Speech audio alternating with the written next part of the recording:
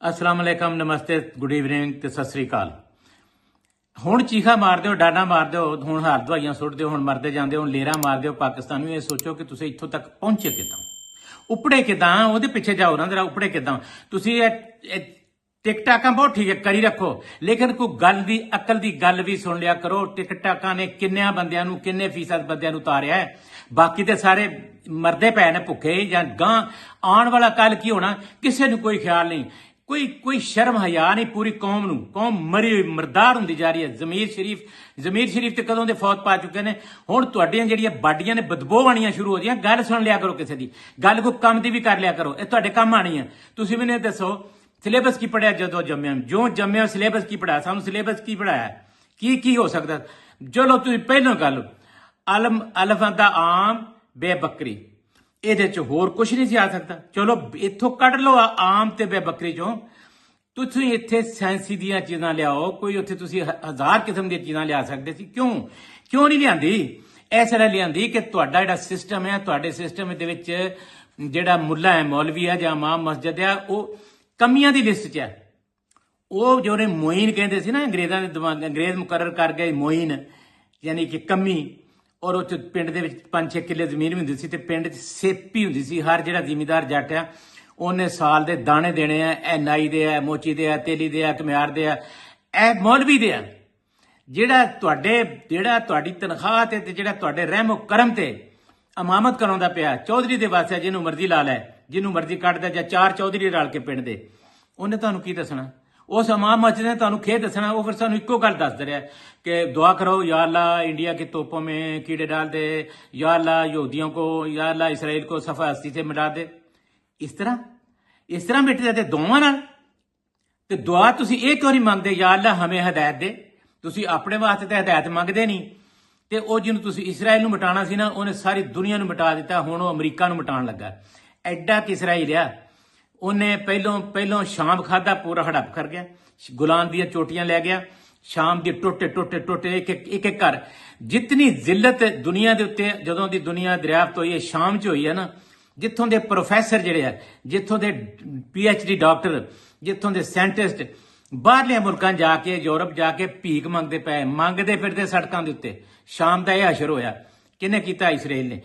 कोई मुल्क बोलिया? हुण इत्थे ना क्यों कि भी ये इस वास्ते नहीं कि भी इस्लामी मुल्क सी, नहीं, ये इस्लाम का, ईसाईयत का झगड़ा है। तुसीं मुल्लां दी गल पिछे फिर लगदे हो। वेनेजुएला की सी? उत्थे मुसलमानां दा मुल्क है, ईसाइयां दा मुल्क है। की कीता अमरीका ने? अजे कल पिछले 2 महीने पहलों बंदे कल्ले, जहाज कर लिया, उन्हां दा सदर ते सदर दी बेगम गिरफ्तार करके अमरीका लै गए। हुण ओह जेल च आ। सारे मुल्क ते उत्ता मुल्क दा अपना बंदा उत्थे बना दिता वजीर, अपना प्रेजिडेंट। सारा तेल जिहड़ा होना वो उत्थों जा रहा हुण अमरीका अपनी मर्जी नाल वेच रहा है। वो मुसलमान सन, सारे ईसाई ने। लबनान च किन्ने? लबनान से 40% ईसाई ने। उन्होंने बर्बाद करके रख दिता। इस वास्ते किया कि वियतनाम च कौन है? वियतनाम च एक भी मुसलमान नहीं सी। वियतनाम सारे या बुद्ध या ईसाई सन। किन्ने साल अमरीका ने बर्बाद कर दिता। ये नहीं हुंदी गल, ये तुसीं बना लई गल।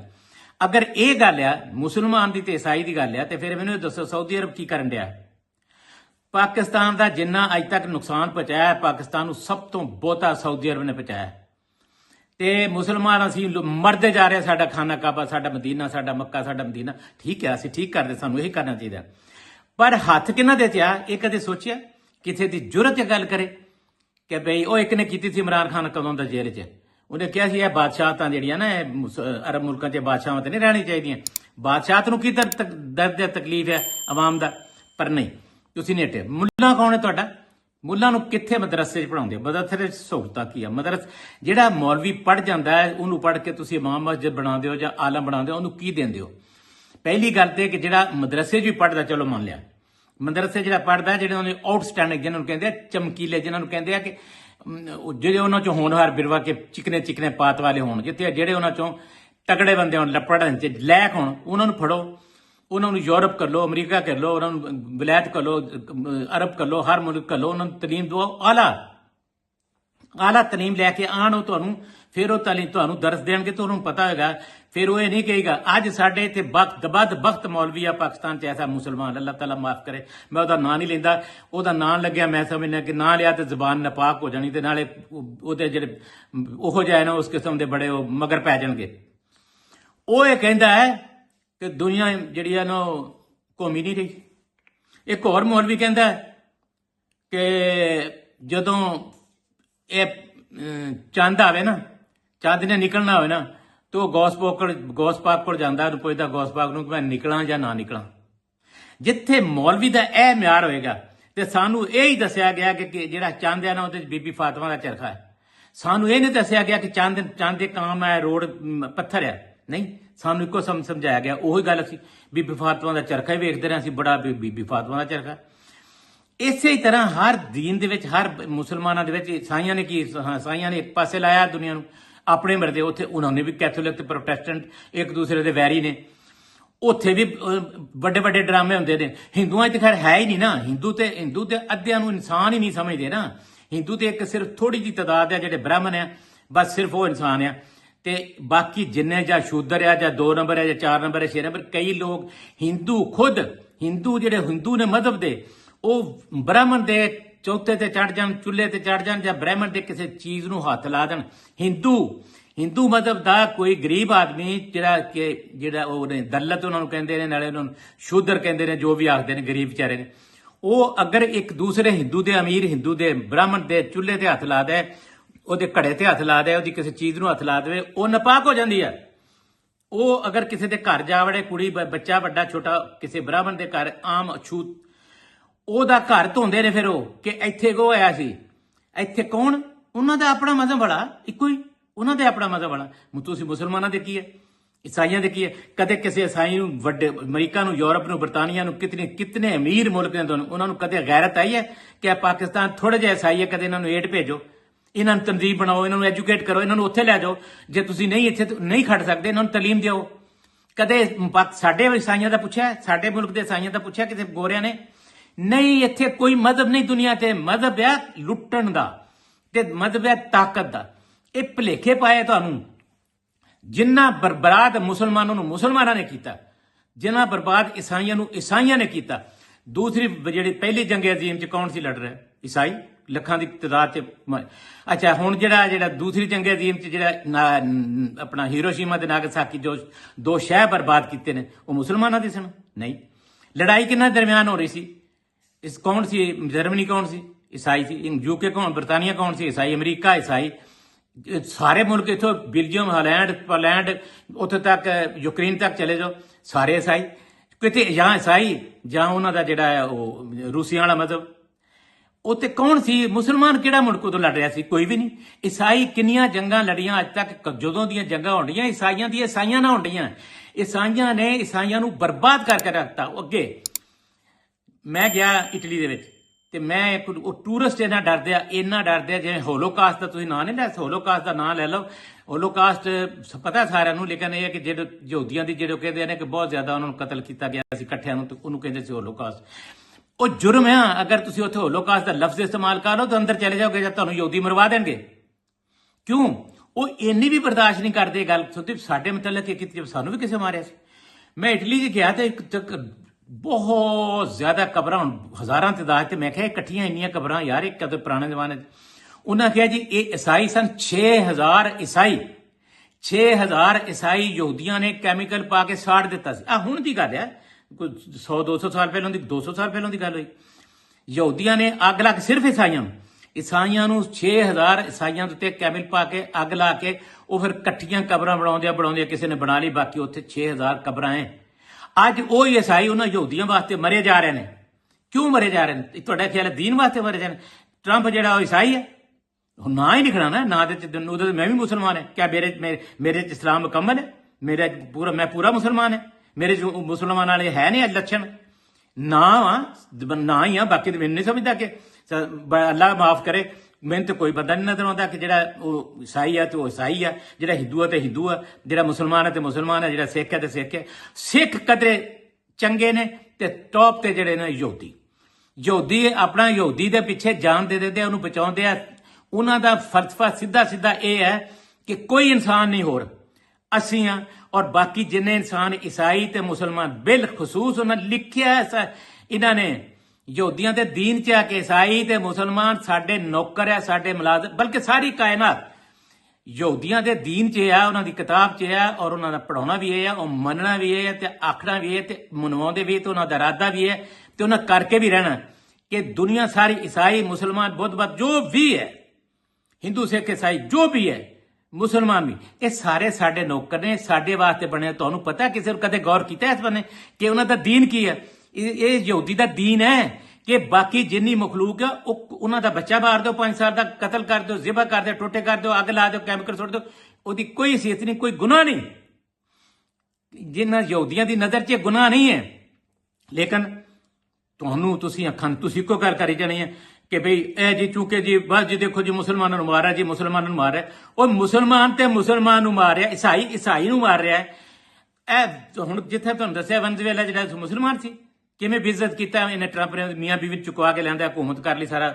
ਇੱਥੇ ਰੌਲੇ ਪੈਸੇ ਦੇ, ਨਾਵੇਂ ਦੇ, ਤੇਲ ਦੇ, ਤਾਕਤ ਦੇ, ਵਹਿਸ਼ੀਪਣ ਜਿਹੜਾ ਇਨਸਾਨ ਦੇ ਵਿੱਚ ਆ, ਉਹ ਹੋਸ਼ ਕਰੋ। ਤੁਸੀਂ ਆਪਣੇ ਮੁਲਕ ਦੀ ਹੋਸ਼ ਕਰੋ। ਤੁਸੀਂ ਇਹ ਸਾਨੂੰ ਛੱਡ ਦਿਓ। ਮੌਲਵੀ ਸਾਹਿਬ ਖੁਦਾ ਦਾ ਵਾਸਤਾ, ਤੂੰ ਮੌਲਵੀ ਮੁਸਲਮਾਨਾਂ ਦਾ ਹੈ ਜਾਂ ਈਸਾਈਆਂ ਦਾ ਜਾਂ ਹਿੰਦੂਆਂ ਦਾ ਜਾਂ ਕੋਈ ਵੀ ਹੈ, ਜਾਂ ਬ੍ਰਾਹਮਣ ਹੈ ਜਾਂ ਜੋ ਵੀ ਹੈ, ਸਾਨੂੰ ਛੱਡ ਤੇ ਮਿਹਰਬਾਨੀ ਕਰ, ਸਾਨੂੰ ਸਿਖਾ ਵੀ ਪਾਕਿਸਤਾਨੀਓ ਮਿਹਨਤ ਕਰੋ। ਪਾਕਿਸਤਾਨੀਓ ਤੁਸੀਂ ਕੋਈ ਮੁਸਲਮ ਹੋ, ਈਸਾਈ ਹੈ, ਸਿੱਖ ਹੈ, ਹੱਤਾ ਕਿ ਯਹੂਦੀ ਵੀ ਹੈ ਸਾਡੇ ਮੁਲਕ ਜਿਹੜਾ ਇੱਥੋਂ ਦਾ ਰਹਿਣ ਵਾਲਾ ਪਾਕਿਸਤਾਨੀ, ਉਹ ਬਰਾਬਰ ਆ। ਕੋਈ ਸਾਲਾ ਨਹੀਂ ਲੱਗਦਾ ਪਾਕਿਸਤਾਨ ਦਾ, ਕੋਈ ਮੁਸਲਮਾਨ ਪਾਕਿਸਤਾਨ ਦਾ ਸਾਲਾ ਨਹੀਂ ਲੱਗਦਾ, ਕੋਈ ਈਸਾਈ ਨਹੀਂ ਲੱਗਦਾ, ਕੋਈ ਯਹੂਦੀ ਨਹੀਂ ਲੱਗਦਾ, ਸਭ ਦਾ ਬਰਾਬਰ ਹੈ। ਜਿਹੜਾ ਇੱਥੋਂ ਦੀ ਜਿਹਦੀ ਨੈਸ਼ਨੈਲਿਟੀ ਆ ਉਹ ਮੁਕੰਮਲ ਬਰਾਬਰ ਹੱਕ ਰੱਖਦਾ। ਤੁਸੀਂ ਇੱਧਰ ਆਓ, ਪਹਿਲਾਂ ਇੱਧਰ ਲਿਆਓ, ਪਹਿਲਾਂ ਆਪਣਾ ਸਿਲੇਬਸ ਠੀਕ ਕਰੋ। ਤੁਹਾਡੇ ਸਿਲੇਬਸ ਦੇ ਵਿੱਚ ਅਲਫ ਸੇ ਆਮ ਬੇਸੇ ਬੱਕਰੀ ਹੈ, ਉੱਥੋਂ ਬਾਹਰ ਨਿਕਲੋ। ਤੇ ਪੜਾਉਂਦੇ ਕੀ ਹੋ ਤੁਸੀਂ? ਟੀਚਰ ਨੂੰ ਦਿੰਦੇ ਕਿਉਂ? ਮੌਲਵੀ ਨੂੰ ਦਿੰਦੇ? ਜਿਹੜਾ ਉਸਤਾਦ ਹੈ ਜਿਹੜਾ ਸਾਨੂੰ ਪੜਾਉਣੀ ਆ, ਉਹਦੀ ਤਨਖਾਹ ਕਿੰਨੀ ਕਦੇ ਸੋਚਿਆ? ਉਹਦੀ ਰਹਿਸ਼ ਕੀ ਹੈ? ਕਮੀਆਂ ਤਰ੍ਹਾਂ ਤੁਸੀਂ ਉਹਨੂੰ ਰੱਖਦੇ ਹੋ। ਉਸਤਾਦ ਦੀ ਤਨਖਾਹ ਕਿਤਨੀ? ਜਿਹਨੇ ਜਮਾਤ ਪ੍ਰਾਇਮਰੀ ਤੋਂ ਤੁਹਾਨੂੰ ਪੜਾਉਣ ਲੱਗਣਾ ਹੈ, ਉਸ ਉਸਤਾਦ ਨਾਲ ਕਰਨ ਕੀ ਡਿਆ? ਕਿਉਂ ਨਹੀਂ ਉਹਦੀ 5 ਲੱਖ ਰੁਪਏ ਤਨਖਾਹ, 5 ਲੱਖ ਤਨਖਾਹ ਹੋਵੇ, ਸਵਾਰੀ ਹੋਵੇ, ਉਹਦਾ ਘਰ ਹੋਵੇ, ਉਹਨੂੰ ਇੱਜ਼ਤ ਹੋਵੇ। ਜਦੋਂ ਇਹਨੂੰ ਇੱਜ਼ਤ ਹੋਏਗੀ, ਉਹਨੂੰ ਪਤਾ ਹੈ ਕਿ ਮੈਂ ਬੱਚਿਆਂ ਨੂੰ ਪੜਾਉਣਾ, ਯਾਰ ਮੇਰੇ ਤੋਂ ਮਰਤਬਾ ਹੈ। ਜਦੋਂ ਇੱਕ ਪੜ੍ਹੇ ਲਿਖੇ ਗ੍ਰੈਜੂਏਟ ਜਾਂ MA ਜਾਂ ਕਈ ਡਿਗਰੀਆਂ ਲੈ ਕੇ ਬੈਠੇ ਟੀਚਰ ਲੱਗੇ ਆ ਪ੍ਰਾਇਮਰੀ ਸਕੂਲ ਜਾਂ ਹਾਈ ਸਕੂਲ ਜਾਂ ਮਿਡਲ ਸਕੂਲ 'ਚ, ਉਹਨਾਂ ਨੂੰ ਤੁਸੀਂ ਹਜ਼ਾਰਾਂ 'ਚ ਰੱਖਿਆ, ਹਜ਼ਾਰਾਂ 'ਚ, ਉਹਨਾਂ ਦੀ ਰੋਟੀ ਨਹੀਂ ਪੂਰੀ ਹੋਣ ਦਿੰਦੇ। ਸਭ ਤੋਂ ਪਹਿਲੀ ਬੇਗੈਰਤੀ ਤੁਹਾਡੀ ਸਟੇਟ ਦੀ ਬਤੌਰ ਰਿਆਸਤ ਇਹ ਤੇ ਆਵਾਮ ਦੀ ਸੋਚ। ਆਵਾਮ ਸਿਰਫ ਇਹ ਸੋਚਦੀ ਹੈ ਮਿਲਾਵਟ ਕਰ ਲਓ, ਗੰਦੇ ਸਮੋਸੇ ਬਣਾ ਲਓ, ਉਹ ਕਰ ਲਓ। ਹਰ ਕੋਈ ਆਪਣੇ ਆਪ ਤੇ ਲੱਗਿਆ, ਹਰ ਕੋਈ ਆਪਣੇ। ਉਹ ਇਕੱਠੇ ਹੋ ਕੇ ਸਾਰੇ ਹੋ ਕੇ ਇਨਸਾਨ ਦੇ ਪੁੱਤਰ ਬਣ ਕੇ ਇਹ ਫੇਰ ਨਾ ਰੋਇਓ। ਆੜਾ ਕੰਮ ਸ਼ੁਰੂ ਹੋਇਆ ਨਾ, ਇਹਨੇ ਕਰ ਤਖਤਾ ਦੇਣਾ ਇਹਨਾਂ ਯਹੂਦੀਆਂ ਨੇ ਤੁਹਾਡੇ ਸਾਰਿਆਂ ਦਾ।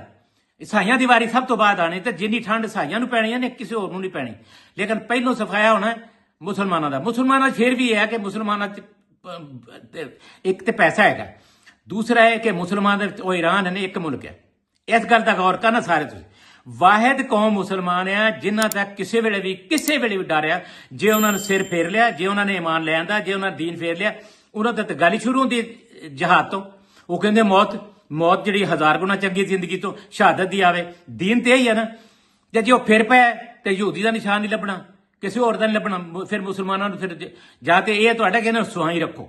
ਤੇ ਜੇ ਤੁਸੀਂ ਮੁਸਲਮਾਨੋ ਆਪ ਆਪਣੇ ਮੁਲਕ 'ਚ ਹਿੰਦੂ ਨੂੰ ਹਿੰਦੂ ਦਾ ਹੱਕ ਦਿਓ, ਈਸਾਈ ਨੂੰ ਈਸਾਈ ਦਾ ਹੱਕ ਦਿਓ, ਯਹੂਦੀ ਨੂੰ ਯਹੂਦੀ ਦਾ ਹੱਕ ਦਿਓ, ਮਰਾਸੀ ਨੂੰ ਮਰਾਸੀ ਦਾ ਹੱਕ। ਉਹਨੂੰ ਮਰਾਸੀ ਕਿਉਂ ਕਹਿੰਦੇ ਹੋ? ਉਹਨੂੰ ਫਨਕਾਰ ਆਖੋ। ਜਿਹੜਾ ਕੋਈ ਕੰਮ ਕਰਦਾ ਉਹਨੂੰ ਉਹਦਾ ਫਨ ਹੈ, ਉਹਨੂੰ ਕਨਕਾਰ। ਕਿਸੇ ਨੂੰ ਪੇਸ਼ਾ ਲਾ ਕੇ ਇਹ ਕਿਸੇ ਦੇ ਮਜ਼ਹਬ ਨਾਲ ਜਾਂ ਕਿਸੇ ਨੂੰ ਦੀਨ, ਇਹ ਕਿਉਂ ਕਰਦੇ ਹੋ? ਇਹਦਾ ਕੀ ਲੱਭਣਾ ਤੁਹਾਨੂੰ? ਇਸ ਵਾਸਤੇ ਤੁਹਾਨੂੰ ਅੱਗ ਲੱਗਦੀ ਹੈ ਤੇ ਲੇਕਿਨ ਇਹ ਅੱਗ ਲੱਗਦੀ ਰਹਿਣੀ ਚਾਹੀਦੀ। ਪਤਾ ਕਿਉਂ ਅੱਗ ਲਾਣਾ? ਹੋ ਸਕਦਾ ਕਦੇ ਤੋਂ ਯਾਰ ਤੁਹਾਨੂੰ ਕੀ ਲੱਗਣੀ ਹੈ? ਤੁਸੀਂ ਤੇ ਇੱਕ ਆਪਣੀ ਮਾਂ ਬੋਲੀ ਦੇ ਏਡੇ ਗੱਦਾਰ। ਤੁਹਾਨੂੰ ਤੇ ਪੰਜਾਬੀ ਬੋਲਣ ਲੱਗੇ, ਮੀਆਂ ਬੀਵੀ ਆਪਸ ਚ ਉਰਦੂ ਬੋਲ ਰਿਹਾ, ਦੋਵੇਂ ਪੰਜਾਬੀ ਨੇ। ਮੀਆਂ ਵੀ ਪੰਜਾਬੀ, ਬੀਵੀ ਪੰਜਾਬੀ ਹੈ। ਉਹਨੂੰ ਉਰਦੂ ਚ ਬੜਾ ਐਡੀ ਮਨਹੂਸ ਕਿਸਮ ਦੀ ਉਹਦੀ ਲੈਂਗੁਏਜ ਹੁੰਦੀ ਹੈ। ਉਰਦੂ ਦਾ ਬੇੜਾ ਗਰ ਕਰਨ ਡਿਆ ਹੁੰਦੇ ਨੇ, ਲੇਕਿਨ ਆਪਸ ਚ ਪੰਜਾਬੀ ਨਹੀਂ ਬੋਲਣੀ, ਉਰਦੂ ਬੋਲਣੀ। ਜਿਵੇਂ ਪਤਾ ਅਮਰੀਕਾ ਦੇ ਪੜ੍ਹੇ ਆ, ਜਾਂ ਪਤਾ ਨਹੀਂ ਕਿੱਥੋਂ ਦੇ ਪੜ੍ਹੇ, ਜੇ ਅਲੀਗੜ੍ਹ ਦੇ ਪੜ੍ਹੇ। ਬਈ ਸਿਲੇਬਸ ਠੀਕ ਕਰੋ, ਇਨਸਾਨ ਬਣੋ, ਇੱਕ ਦੂਜੇ ਨੂੰ ਬਣੋ, ਆਪਣੇ ਮੁਲਕ ਦੇ ਬਣੋ। ਹਰ ਬੰਦਾ ਤੁਹਾਡੇ ਮੁਲਕ ਦਾ ਖਾਓ ਕੂੜਾ ਹੈ, ਖਾਓ ਮਰਾਸੀ ਹੈ, ਖਾਓ ਝੂਠਾ ਹੈ। ਕੂੜਾ ਦਾ ਮਤਲਬ ਝੂਠਾ ਹੈ। ਖਾਓ ਸੱਚਾ ਹੈ, ਖਾਓ ਕਿਸੇ ਵੀ ਮਤਲਬ ਦਾ, ਉਹ ਬਰਾਬਰ ਹੈ। ਕੋਈ ਸਾਲਾ ਨਹੀਂ ਹੈ ਇਸ ਮੁਲਕ ਦਾ, ਕੋਈ ਸਾਲਾ ਨਹੀਂ ਹੈ। ਤੇ ਇਕੱਠੇ ਹੋ ਕੇ ਪਹਿਲੋਂ ਮੁਲਕ ਨੂੰ ਆਪਣੇ ਬਚਾਓ। ਇਹ ਛੱਡੋ ਬਾਕੀ ਗੱਲਾਂ ਨੂੰ, ਇਹ ਛੱਡ ਦਿਓ ਕਿ ਫਿਰ ਸਿਰਫ ਮੁਸਲਮਾਨ। ਸਿਰਫ ਮੁਸਲਮਾਨ ਕਿਉਂ?